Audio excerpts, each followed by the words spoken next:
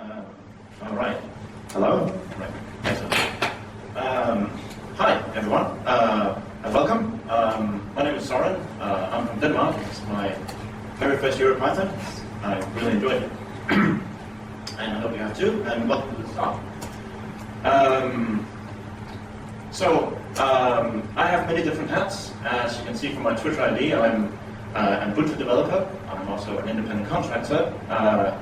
But I spend all my time working for Rackspace on OpenStack, and I really like risk comprehensions. So today I'm going to talk about some of the automated stuff we have in OpenStack Compute, also known as Nova. So both the testing and some of the release process we have that, and all the automation we built into that to try to not screw it up, which is a bit of a challenge sometimes because this is a crazy project. All right, so OpenStack. How many have heard of it before? Okay, most people. Great. So have any of you actually used it for anything? Haha, that's it. Anyway, that's good to know. OpenStack, the OpenStack mission, for those of you who didn't attend Terry's talk yesterday, I'm just going to real quick introduce what it is. This is basically it. The mission is to create some cloud computing software that is really cool and works really well and really scalable, and everyone's supposed to use it. It's going to be great. And there are, from the beginning, there were like two major components. One was called Swift, which is the thing that runs Rackspace Cloud files. So it's a massive object store, which I'm not going to talk about today at all. The other thing is Nova, which is a project that started at NASA to replace the cloud computing platform that we used before because it didn't really work out very well for them. So they wrote a new cloud computing platform in Python. They called it Nova, and this is, and we took the thing from Rackspace, the cloud files thing, and put it together with Nova, and then we called it OpenStack. So that's OpenStack. So OpenStack is a free software project. And one of the things that entails is that we have absolutely no control over what people are going to work on. People who want to contribute to the project, they're volunteers, essentially. From the point of view of OpenStack, the volunteers, I mean, most of them are actually developers working for a company that have an interest in OpenStack. But from the point of view of OpenStack, they're just semi-random contributors. So we can't tell them, you need to work on this stuff. Cloud computing is going to be driving a whole lot of different infrastructure, different services and applications that we're going to be using for the next many years. So this needs to be really solid. The quality assurance is absolutely critical. But we can't tell people, all right, stop adding new features. You need to all work on improving test coverage and doing quality control and all this stuff. So all we can really do when people want to work on something is say, all right, thank you. We can't just tell them, well, we're not going to take a patch. Can you write some unit tests instead? So essentially, we're screwed. Well, no, not entirely. So if we can't actually force people to help us improve the quality of the stuff that we have, at least we can do is make sure that they don't make it even worse. And that's not to say that we have a lot of bad contributors. That's not it. I mean, most of the bugs that are in there, we put them there to begin with. So it's probably all our fault, but we need to make sure that it doesn't get any worse. And for a project that has probably, 1,000 commits over the last month, it's impossible to try to keep up. Even if we had like a big team of people wanting to add unit tests for everything, it's just almost impossible to try to keep up with the pace of change. So what we did instead is we tried to make all the things that we can actually do, all the tests that we actually have, and try to make them more as relevant as we possibly could. So instead of having the snow tests be something that someone would run that they were really bored, and every 2 weeks, we would run them all the time so that we actually use the test that we have.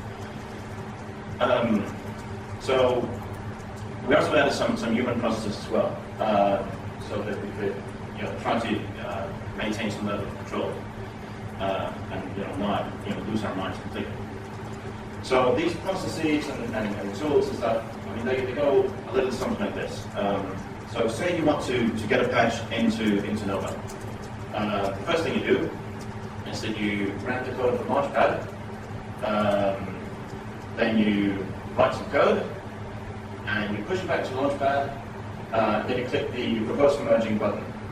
What happens is that all these guys get an email saying that, oh, there's someone who wants to get something into the code. Every day, 2 of these guys are on review duty, so at least in theory, it shouldn't take very long before someone picks up your patch and reviews it, and gives you feedback, and so on and so on. As I said, this is a crazy project. When things are really moving fast, we might get, I don't know, 150 merge proposals in a month. I mean, it's really hard to keep up. And sometimes this list, this backlog of patches would get really long. So one of the first things that we just really quickly present is this thing, which is the reviews list, which builds a prioritized list of the patches that have been proposed for merging into Nova. Something that Tagliatelle wrote. It's really, really great. So what it does is it looks at all the stuff that's been proposed for merging into Nova, and then it looks at the way the Launchpad works is that when you have a merge proposal, it can either be linked to a bug, or it can be linked to a blueprint, or it can be not linked to anything at all. If it's linked to a bug that is considered critical, then it goes to probably to the top, or very near to the top. If it's linked to a blueprint that is considered essential for this release cycle that we're in, it also goes very near the top. So this makes it really easy for people on review duty to figure out what other patches I should be looking at today. And that's really, really been helpful. So it also kind of makes stuff, move upwards if it gets too old. This one that's 100 days old, it probably started down here somewhere, and it's slowly moves up. This doesn't mean that it hasn't been touched in 100 days. It's just that the first, he first proposed it 100 days ago, and then it's probably gone through like a number of different review cycles. So people say, we need to change this, or we need to not do this yet because this and that, and we're changing this. Yeah, so that's what happens. People, these reviewers, they will go through your patch and they'll give you feedback, telling you what to fix or what is great, and then they vote on it, saying whether they like it or not. And if you get not 1, but 2 thumbs up on it, then it gets a seal of approval. And that is the end of the human involvement in this process. Everything else is automated. So there's a lot of stuff to do, so we decided to hire a butler. His name is Jenkins, and he's awesome. So what he does when these 2 co-developers have approved the patch is that he calls upon a tool called Time, which goes through this list and finds the ones that are approved. If it finds something that's approved, which it will because we just approved your patch, it downloads the patch. Right, so it takes the patch and tries to apply it to trunk. If that succeeds, doesn't always because this project moves really fast, so someone might change like the same lines of code, and occasionally it would fail to apply, and then it would post a comment on Launchpad saying, this didn't really work out, can you please sort this out? If it works, the first thing it does is to run the test suite. We have a bunch of tests, not enough, but we have a bunch of them. And most of them are like unit tests like no one knows. They take a little bit of functionality, they put some input into it, and they verify that the output we get out is what we expect. We also have some slightly unorthodox things in our test suite that are not unit tests, but they perform some checks that we couldn't that we could do manually, but we also have an automated way to do them, so we might as well do that because we're really hasty. And one of them is, like for instance this, test all of this up to date. So we have a check that goes through the entire revision control history, finds everyone who's ever committed anything to the code base, and makes sure that they're mentioned in the authors file. So we don't have to, at the end of the release cycle, go through all the patches that people have submitted and make sure that everyone's mentioned in the authors file. We check that every single time. So assuming that this test is written correctly, there's no way that you can get a patch into Nova without getting appropriate credit for it in the authors file. Some people think this is really silly, that they have to add themselves to the authors file. That just feels wrong to people. But it's something we can automate, so there's no reason not to. Assuming that this works out, sometimes it doesn't, then Tarmac again will post a comment on Launchpad, giving you the output of the test run, and then show you that something failed. Please go and fix it. And that looks something like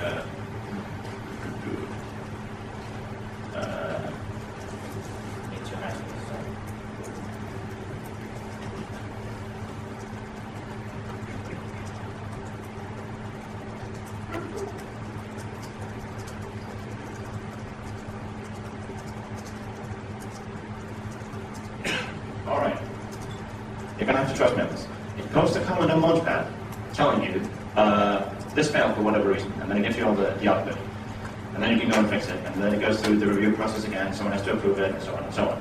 But usually at that point it's pretty quickly, it goes through review pretty quickly because the overall design's already been approved. There might just be, small things that fail.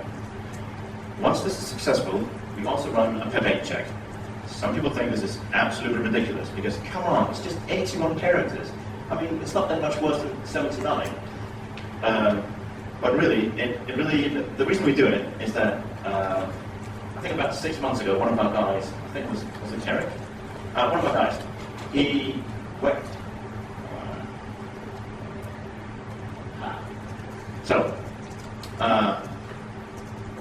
This is really pip8, it's not Pilot. He went through the entire code base and fixed about like 800 pip8 violations. And it seemed like the only right thing to do to make sure that he never had to do that again. So we added this pip8 check so that if anyone tries to commit anything to trunk that violates the pip8, we reject it. So I don't really know how common this is nowadays, but I remember like 7 or 8 years ago when I was working somewhere else.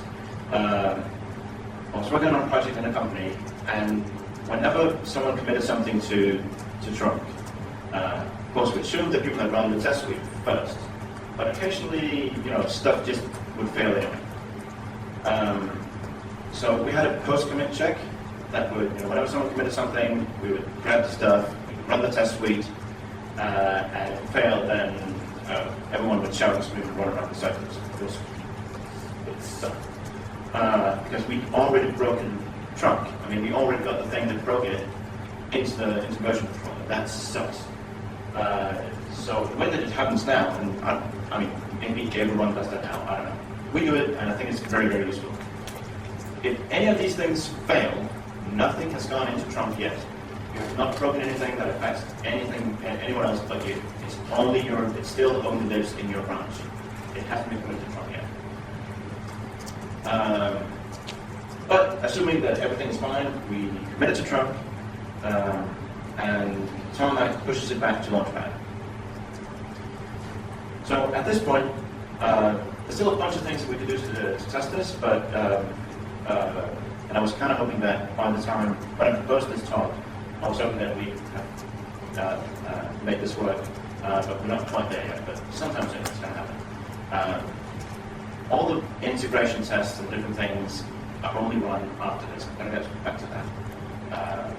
So there's a bunch of things that we can do that could still keep your patch out, but we're not doing that yet. So if you make it this far, stuff ends up in trunk. So I just revealed it. That is not it. It's much more to than this. So the stuff gets pushed back to Launchpad, and then every 5 minutes, I think, Jenkins goes and looks on Launchpad for changes. And of course, we just committed something, so he finds a change. So he pulls this down, and he announces the change on IRC.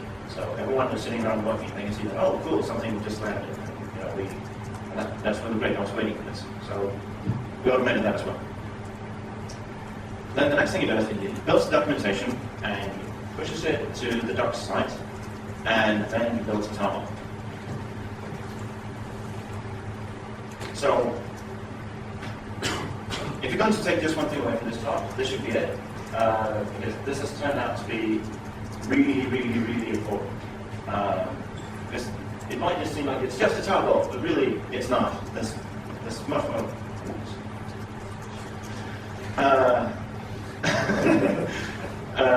Right. So what we do is our tarball is different from many other.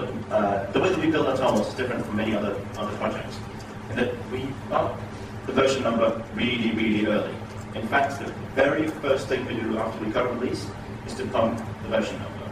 So the version number that you find in our revision control is the one that we're working towards. It's not the one that we just finished.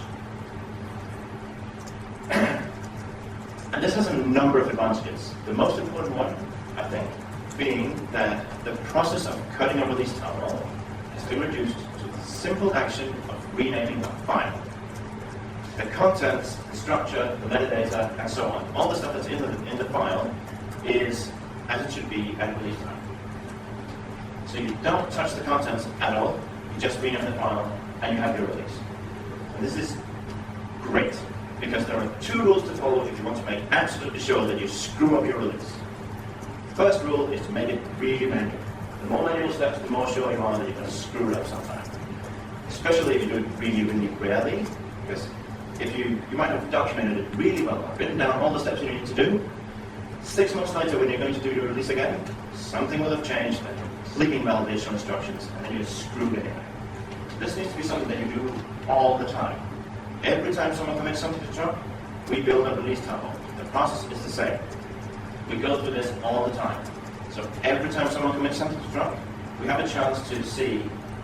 All the stuff that builds our release tarball is exercised. So we know straight away if something's wrong. And this is fantastic. So that's the other thing that you need to do if you want to make sure that you screw up your release, is to make the process of building a release completely different from the thing that you rehearse hundreds or maybe even thousands of times between your releases. So the thing is, your release is the thing that is supposed to be so golden, it's not even funny. People will download your release, and if it sucks, they're going to blame you, and they're going to be really upset, and they should. If people download a release snapshot, and it fails in some way, people are very forgiving, because, it's my own fault, I should download a release, not a snapshot. If you download a release and it doesn't work, you suck. So you need to make sure that this is something that you've done as often as possible. So, and this is really, really important. The first thing you can do is make sure that on the day of your release, you yank the carpet up from under you and just change everything. You change the version number and so on and so on. But it's just a number. It's just it doesn't matter anything.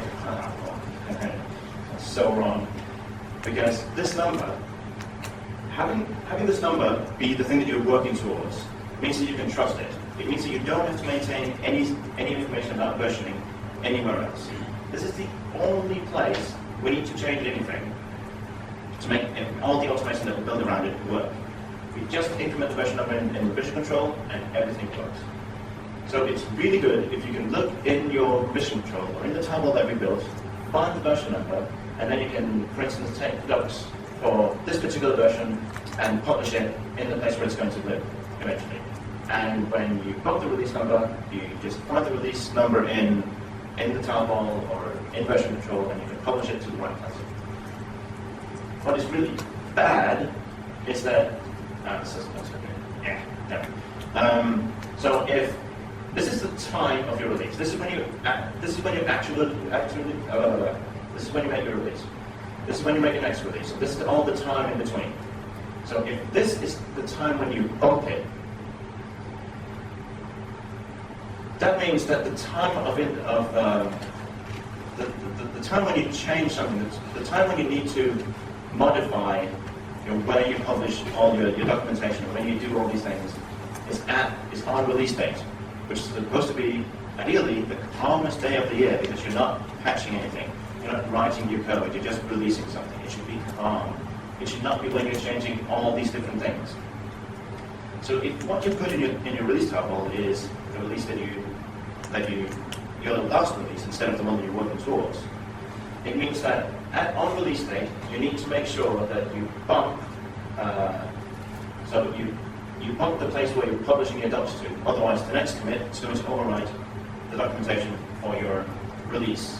And you don't want to do that. You want to make sure that once you release, it's released and you don't touch it. It needs to be trusted that way. So that's the worst thing you can do. Now, making it something that you need to do the next day is much better, but ideally, it should be all automated. And that's the way we've done it. So the only place that we maintain this is in the tarball. That's great.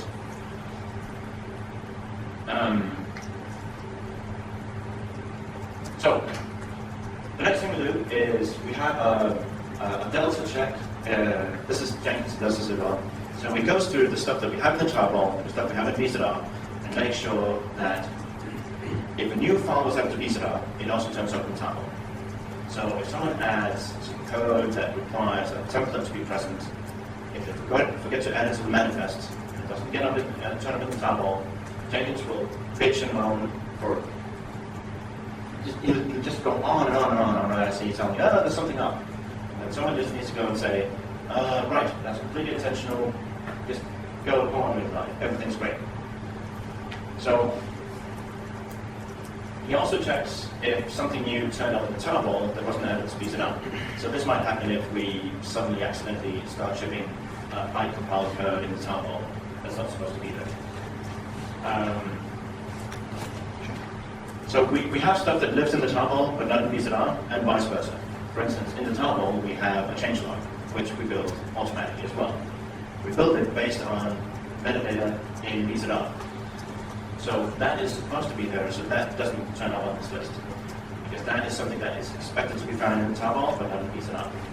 Conversely, in VZR, we have a plugin for VZR to build a changelog. But there's no point in putting that in the tarball, because if you have the tarball, then you don't have all the VZR data you need to build the changelog. So we don't put that in the tarball. So we have, we have 4 categories of stuff, like stuff that is not in the tarball, but is in VZR. We have stuff that is in VZR and the tarball. We have stuff that's in VZR but not in the tarball. And we have stuff that isn't in any other places. That's a stupid category, but we have all 4. Right. So the next thing that happens is that we build the root packages. We build these from the tarball. We do not build them directly from VZR. This is important as well. So again, release day needs to be as much like any other day as possible. And when a final release finds its way into Debian or Ubuntu, the way that happens is by the maintainer taking the tarball, applying packaging, and uploading it. It does not take the final releases from VZR, from version control, and uploads it. So we want to make sure that the process of making a snapshot package is as identical to the releases as possible to reduce transparent. So another reason why we do this is to make sure that stuff that is that there isn't like a shortcut into the packages from VZR. At some point, we used to actually build directly from VZR. So we would take a checkout of the code, we would apply the packaging on top, and we would build the packages. And then we had some other code that built the tarball.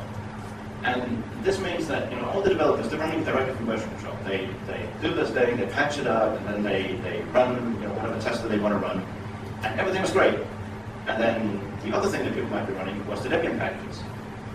So again, this was a template file that someone added, and some code that required it, but it was never added to the manifest. So it wasn't in the tarball.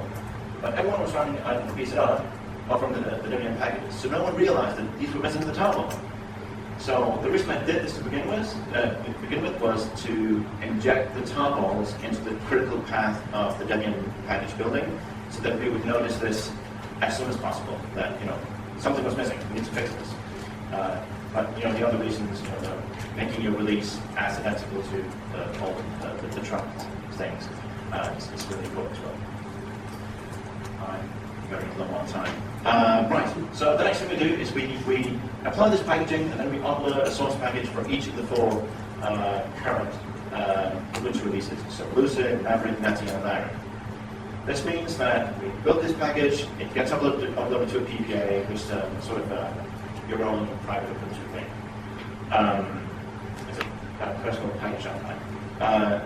And as part of the build, we run the test suite. And this means that for free, we get a test suite run on all these 4 Ubuntu versions. And occasionally, you'll see that in one of them it fails because there's something that, one of the dependencies is out of sync with the rest of the world. And some would say, well, it doesn't matter. You should just install everything using virtual and whatever because then you control the dependencies. Well, yes, if all the dependencies were in Python. They're not. We have specific requirements for LVM, for iSCSI, for the kernel, and all this stuff. And virtual element has no clue about all that stuff. So we have chosen a reference platform, which is Ubuntu, because we can, because then we have some level of control of the entire stack of things that is in our dependency chain. And this is really, really useful because we can make OpenStack as cool as we want. And if some of the dependencies suck in the chain, OpenStack is going to suck as well. It bleeds into us. So we need to be really on top of this. So that's why we work on the current Ubuntu releases, the current development release, because we can still, if we find a bug, we still have a chance to fix it. And this is great. So the next thing that happens is I have 4 servers, one for each of these releases, that pulls from this PPA. So whenever there's an update, these packages install it and run the test suite. Not the same test suite, not the unit tests, but integration tests. So we always make sure that we can run an instance, we can kill an instance, we can create volumes, attach them, detach them, create users, and a few other things. It's not very extensive, but it's really useful that it gets run all the time. Another thing with the PPAs, we don't just use them as part of the quality assurance. We use them for distribution as well. And I think it's really cool that half an hour after someone approves your patch on Launchpad, you can run sudo apt-get upgrade, and you have new packages with your patch in it. And this means that if we discover a bug, the person who wrote the patch probably still has it in working memory because it's only been half an hour since you thought about it last. So before we can start testing it, we can start seeing that, in this particular situation, it doesn't work. So we know it really quickly, and we have the full granularity because every single commit to choke results in an upload to this PPA. So we can really nail down that, it worked an hour ago and it doesn't now, so it must be this commit. And the guy who wrote it, last time he thought about it was half an hour ago. So we have the best opportunities to fix this as soon as possible. Another thing that I was hoping that we would have done by now when I proposed the talk, but we haven't gone to, but we will probably soon, is we're going to make it possible for people to provide resources that they can hook in to our Jenkins. So that if there's a particular configuration of OpenStack that you care about, in the configuration matrix for OpenStack is crazy. It's like 10-dimensional or something. You can choose between 7 different hard devices, 4 different storage backends, 3 different network models. It's mad. And if you want to do any sort of large-scale testing, there's no way that we can cover all these things. So if there's a particular use case, a particular configuration that you care about, you can take a bunch of your machines and tell our Jenkins setup about them, and we can have a way to update the code on your setup, run the tests, and then you can report back, and we know as soon as possible that there's a setup here, there's a configuration here that now doesn't work because someone broke something. And hopefully we can get that injected into the critical path as well, so that the stuff will never even get into trouble if it breaks one of these configurations that someone cares enough about that they volunteer resources to test it. I'm speaking about it in the present tense, but it doesn't really exist yet, but it's something that is very much in the top of our to-do list, and it's just really complicated, so we haven't got around to it yet. I think that concludes the most of the really interesting things about this, and the short answer, we should probably do questions. Questions?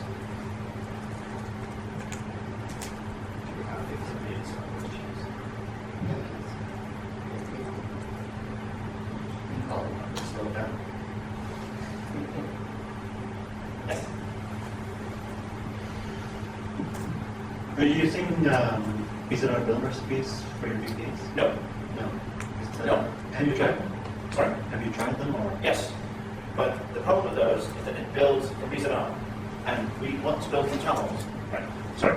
So the problem with using these build recipes is that it is a feature on Launchpad that lets you, so you have your packaging somewhere, and then you have a BCDR branch somewhere, and then Launchpad will, whenever there's an update, or at most once a day, I think. Anyway, occasionally it will look at this BCDR branch, and then if there's a change, it will apply the packaging and upload it on Launchpad, and you don't have to deal with that at all. But, right, from the towel, it's really important because that's the only way to really make sure that it has to be identical to the stuff that we end up releasing, because we use the same process for that. Cutting a release in terms of packages is also completely automated, and it is essentially the same as cutting a release table. It is the process of renaming a file and removing the bit of the version string that says, I'm a snapshot. And that's it. That is all a release is to us. So it's so undramatic, it's not even fun. It is now, because we've automated all this stuff. It was pretty dramatic 2 weeks ago, but now it's really awesome. It's just really easy. I have nothing better. I'm hearing it. Given this, the stability, I would say the instability of OpenStack in general, do you find problematic to keep your build system up to date and I would say green or blue as Jenkins is? Keeping the packaging up to date so it doesn't get out of sync with what's going on in front is a bit of a challenge. Because people are adding new things and removing things all the time. So I'm really happy that is something I have a lot of time for. I'm not saying it's a full-time job, but I could easily spend 5 hours a week on just that, just keeping the stuff up to date. So it's not if it's just for nobody. If I add the other stuff, it's even worse. It's not mandatory for a change to be accompanied by a package change?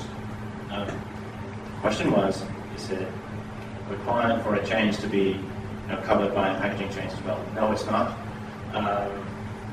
Yes, because all this stuff is not a critical path of merging a patch, but eventually it probably will be. But right now it's not. So there's a bunch of these things that, only the unit test and the pivot check are fatal for merging. Everything else is just to make sure that we know about problems really quickly. But hopefully we can make as much of it part of the release of the patch acceptance, because there's not really any good reason not to. There's no excuse for breaking things if we can actually avoid it automatically. I don't want to. Right. I think I have it. That's the logo. That's it. Thank you.